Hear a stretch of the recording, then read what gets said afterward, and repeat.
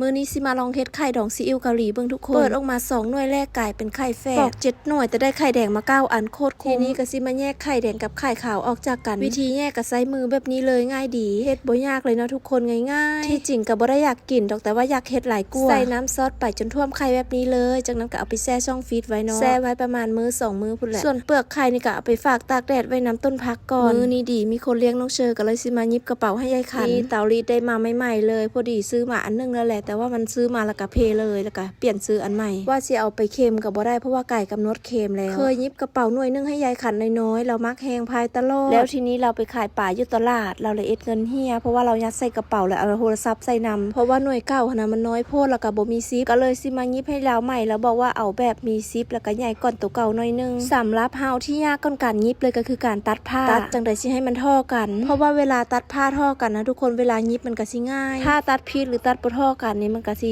หยิบยากเนาะอยากให้กระเป๋ามันออกแข็งๆเนาะก็เลยสิมารีดผ้ากาวติดใส่นำผ้าก็มีบ่หลายเนาะทุกคนว่าสิมาหยิบให้ FC ก็บ่ได้มาหยิบจักเทื่อเพราะว่าตอนนี้น้องเชอบ่ให้หยิบเนาะได้ยินเสียงจักแล้วก็แบบให้หั่นนะคันหยิบตอนเราบ่อยู่หรือตอนเรานอนรับใครแน่แต่ว่าบ่เคยใส่ซิปจักเทื่อทุกคนหาก็สิมาลองใส่ซิปเทื่อนี้แหละเทื่อแรกก็จักสิใส่เป็นอยู่บ่เนาะลองไปเบิ่งใน YouTube ซื่อๆยายขันว่าเฮ็ดจังได๋ก็ได้นะให้พายได้ก็พอหยิบกระเป๋าซ้ำนี่นะทุกคนใช้เวลาบักดนๆเพราะว่าอย่างหยิบไปแล้วก็เลาะไปนะอยากตัดหยิบเสื้อผ้าให้น้องเชออยู่แต่เฮ็ดบ่เป็นนะแล้วก็คิดว่าโอ๊ยซื้อเอาดีกว่าเพราะว่าใช้เวลาหยิบโดนทุกคนขนาดกระเป๋าน้อยๆซ้ำนี่นะใช้เวลาหลายชั่วโมงอาจจะเป็นเพราะว่าเฮาบ่เก่งแน่เนาะก็เลยใช้เวลาโดน